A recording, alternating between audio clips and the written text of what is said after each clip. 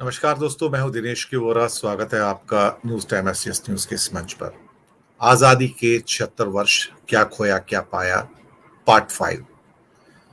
आज एक ऐसे अनछुए पहलू पर बात करेंगे जिस पर कभी पहले बात नहीं हुई, कम से कम सोशल मीडिया पर कभी बात नहीं हुई।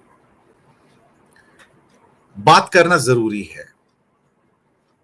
बात करना इसलिए जरूरी है कि आज जब हम देखते हैं कि 45 लाख करोड़ के बजट, या मनमोहन सिंह के समय में भी 20-25 लाख करोड़ के बजट होते थे, जब वो गए, वहां से बढ़ते बढ़ते हम धीरे धीरे 45 लाख करोड़ इसलिए हुआ कि उसके अंदर 20-20 लाख करोड़ के तो अभी सिर्फ कर्जे हैं हर साल के, तो 45 करोड़ हो जाता है, वो 45 लाख करोड़ हो जाता है। अभी बहुत बार ये बात निकलती है कि मोदी जी का प्लेन 8,500 करोड़ का। ये सही बात है, 8,500 करोड़ के 2 प्लेन हैं उनके पास। जो छोटे छोटे प्लेन हैं, जो बोइंग कहलाते हैं, जो इंडिया में घूमने फिरने के लिए हैं, वो 3 प्लेन है उनके पास, और हर एक की कीमत जो है लगभग 1,000-1,200 करोड़ की है। 1,000-1,200 करोड़ उनकी एक एक कार की जो कीमत है, इसमें घूमते हैं रेंज रोवर और बीएमडब्ल्यू फिटेड कार है, वो लगभग 15 से 20 करोड़ के बीच की कीमत है एक कार की। मोदी जी के प्रचार प्रसार के अंदर पिछले कुछ वर्षों में हजारों करोड़ रुपए लुटा दिए गए, हजारों करोड़। जब कभी हम एक शब्द सुनते हैं उनसे कि तुमने 70 सालों में किया क्या, तो कभी कभी यह महसूस होता है कि इंसान की संवेदनशीलता मर चुकी है। इन्हें सिर्फ अपने जमाने की एक बात याद आती कि मैं गरीब था और मैं चाय बेचता था। मुझे लगता है कि ये अपनी गरीबी को मार्केट करना चाहते हैं, बेचना चाहते हैं। ये गरीब नहीं थे, गरीब तो 99% हिंदुस्तान था उस समय, पर ये अपनी गरीबी को बेचते हैं, मार्केटिंग करते हैं। सेल्स एंड मार्केटिंग के एक व्यक्ति हैं ये। क्या आपने कभी मनमोहन सिंह को अपनी गरीबी को बेचते सुना, कि वो इतनी गरीबी में कैसे पढ़ने जाते थे और बहुत गरीब घर के वो व्यक्ति थे? क्या आपने कभी लाल बहादुर शास्त्री को अपनी गरीबी को बेचते देखा, मार्केटिंग करते देखा, कि नदी पार करके अपने कंधे पर बस्ता लाद कर और वो जाया करते थे स्कूल के अंदर? नहीं ना, क्योंकि उनके अंदर संवेदनशीलता थी, लज्जाहीनता नहीं थी, उनके अंदर संस्कार थे। पर यहां तो संस्कार नहीं है, यहां निर्लज्जता है। क्या है? निर्लज्जता, अपने आप को बड़ा दिखाने की ख्वाहिश। पर आज आपके सामने मैं कुछ तथ्य पेश करना चाहूंगा। बात 1947-48 की। भारत आजाद हुआ, चारों तरफ सिर्फ गरीबी थी और इसके अलावा कुछ नहीं था, कुछ भी नहीं था। भारत की लगभग 35 करोड़ जनता, और खाने को रोटी नहीं। 99% व्यक्ति गरीबी की रेखा से नीचे। 99%। गांधी जी की जो जीवनी है या उनकी फिल्में हैं, उस दौरान भारतीयों की हालत देखिए तो आपको पता लगेगा। कुछ चंद अमीर लोग दिल्ली मुंबई में, आपके कलकत्ता में थोड़े बहुत मिलते थे, बस चंद लोग, और उनकी गिनती लाखों में नहीं थी, सिर्फ हजारों में थी इंडिया में, जो थोड़े ठीक ठाक थे। बाकी हर हिंदुस्तानी को, 99% को 2 वक्त की रोटी नसीब नहीं थी। ये वो वक्त था जहां मिलियंस, लाखों एंड लाखों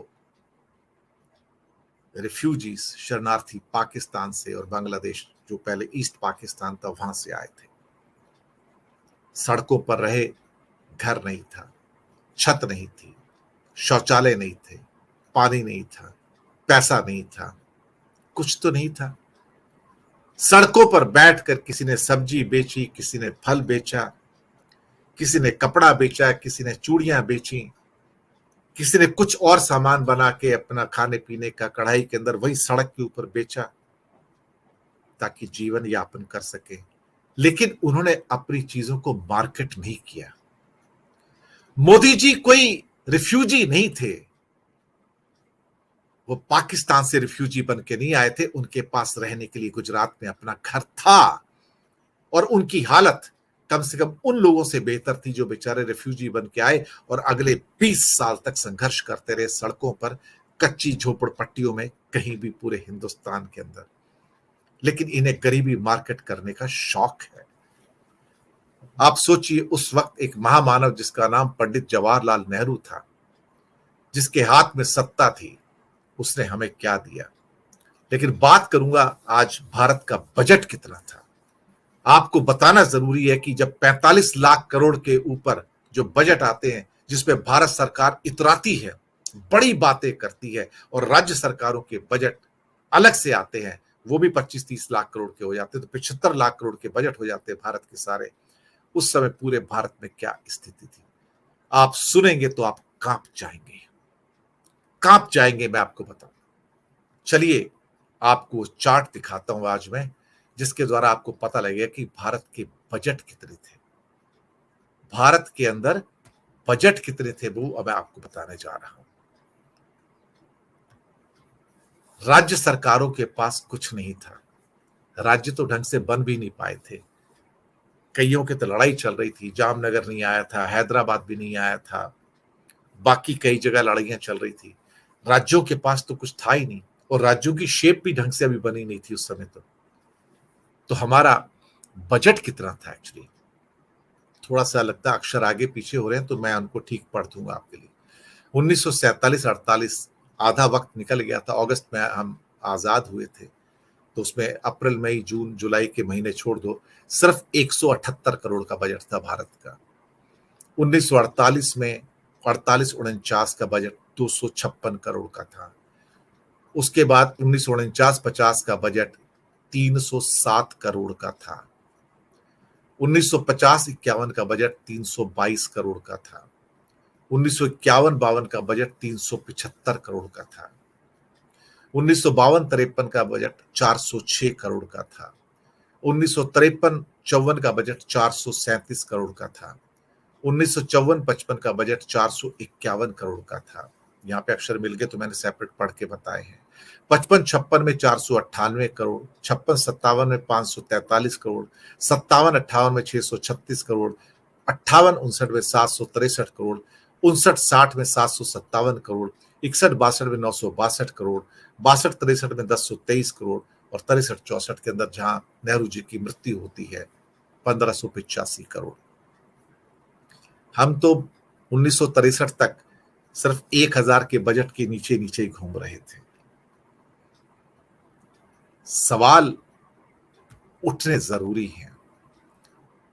99% जनता अंडर द पॉवर्टी लाइन, गरीबी की रेखा से नीचे, खाने को रोटी नहीं, सिर पर छत नहीं, शौचालय नहीं, कहीं पानी की सुविधा नहीं, कपड़े नहीं, कुछ भी तो नहीं, और ऊपर से लाखों लाखों शरणार्थी आए हुए भारत के अंदर। उनके लिए क्या किया जाए? दंगे फसाद चल रहे थे हिंदू मुस्लिम के, क्या किया जाए? और उसके बाद आप यकीन मानेंगे, फिर 1948-49-50 के दौरान भीषण बाढ़ आती है बिहार साइड के अंदर, पूरा बचा खुचा बिहार बर्बाद हो जाता है।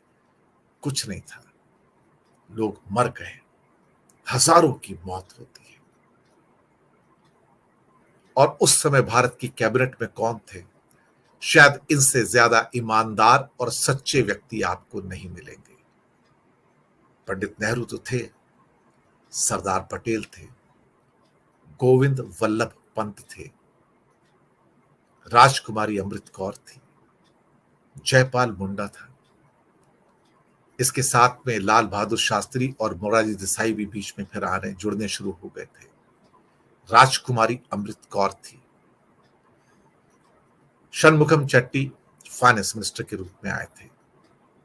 आप सोचिए क्या था हमारे पास? कुछ भी तो नहीं था। और कुछ ही वर्षों के अंदर नेहरू जी ने भारत को सब कुछ दे दिया जिसकी आप आज कल्पना नहीं कर सकते। आप सोचिए, पहला पूर्ण बजट 256 करोड़ का, आप क्या करेंगे पूरे भारत के अंदर? आप बताइए ना। राज्यों के पास भी पैसा नहीं है, आप 256 करोड़ में कर क्या सकते हैं? जरा वो भारत मोदी जी को सौंप दीजिए और उनसे पूछिए आप ये 250 करोड़ में क्या करेंगे। जो व्यक्ति 8,500 करोड़ के प्लेन में घूमता हो उससे पूछो कि इस 250 करोड़ में आप क्या करेंगे। दूसरे का मजाक बनाना आसान है, दरअसल ये मजाक भारत की उस गरीबी का उड़ाते हैं जो अंग्रेज जाने से पहले यहां छोड़कर गए थे। यहां से नेहरू जी ने शुरुआत की और सबसे पहले भारत को क्या दिया? लोकतंत्र दिया।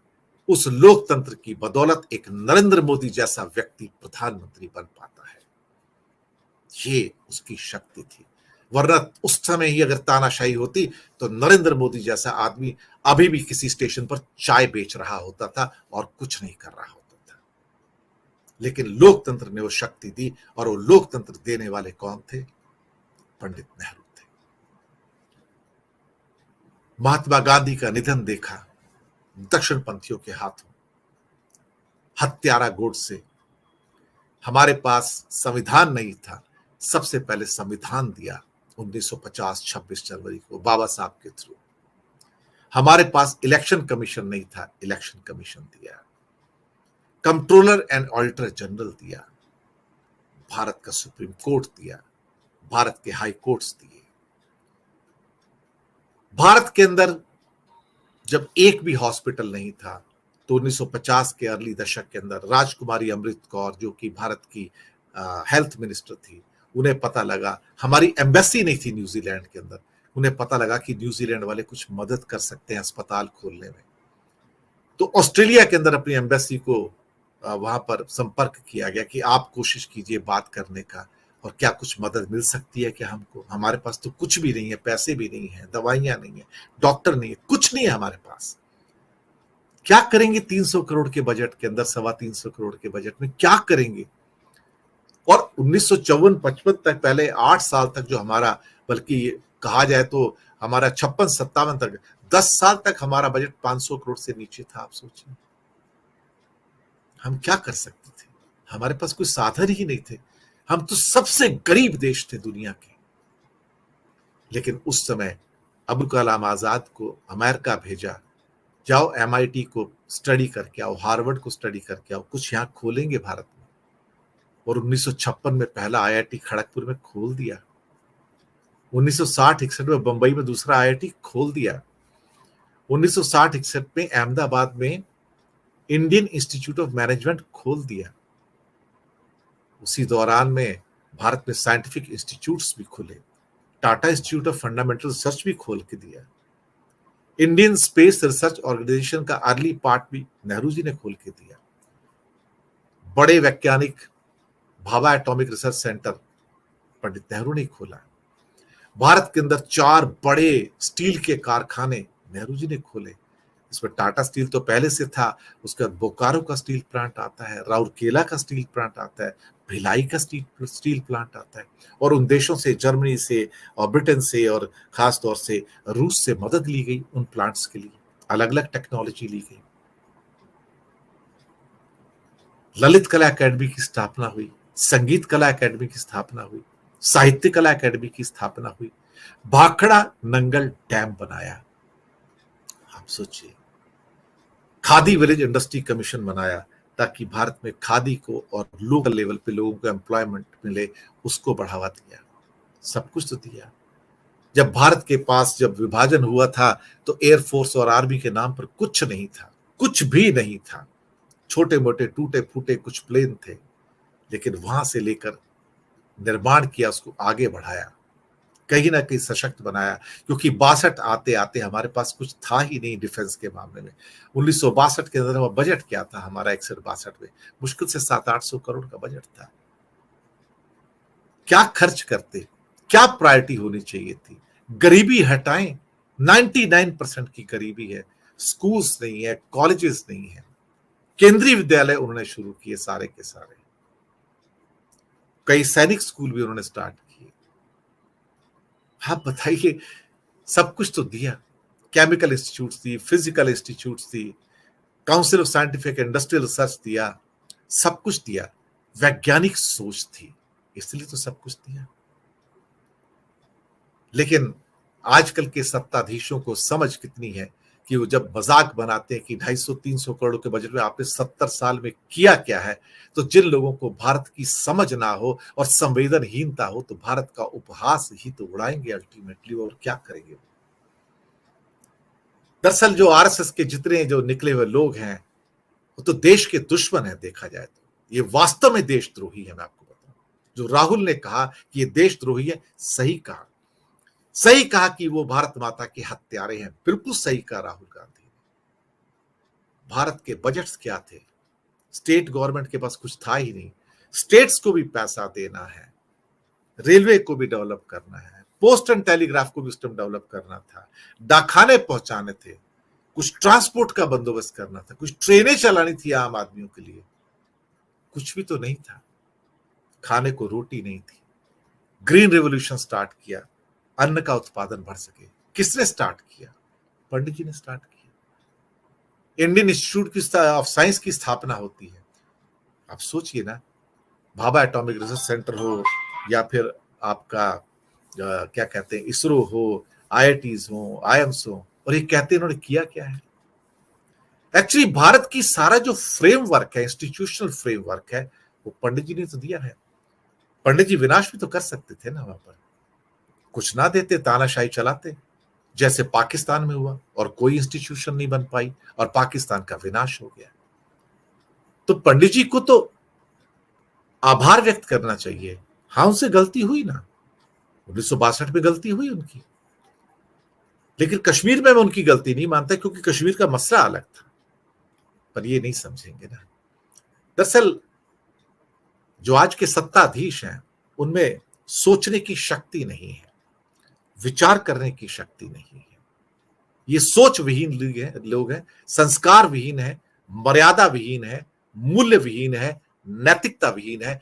ये सत्ता लोलुपता वाले लोग हैं, सत्ता की हवस वाले लोग हैं। ये सत्ता चाहिए इनको, ये सेवक नहीं है। सेवक तो वो थे।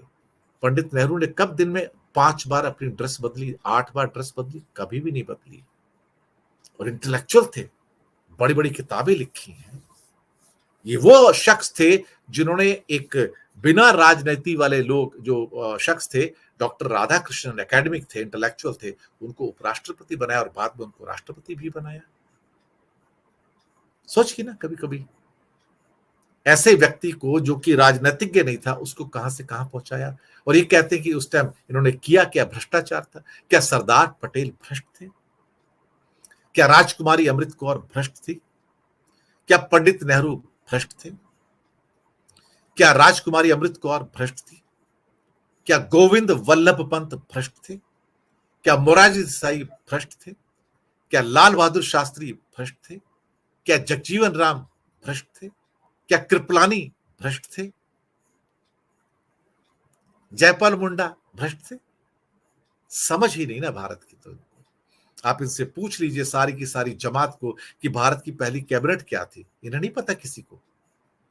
ये कहते रहे भ्रष्ट थे, तो ये एक्चुअली सरदार पटेल को गाली देते हैं भ्रष्ट कह के, ये राजकुमारी अमृत कौर को गाली देते हैं, ये षणमुगम चट्टी को गाली देते हैं, ये गोविंद पल्लभ पंत को गाली देते हैं।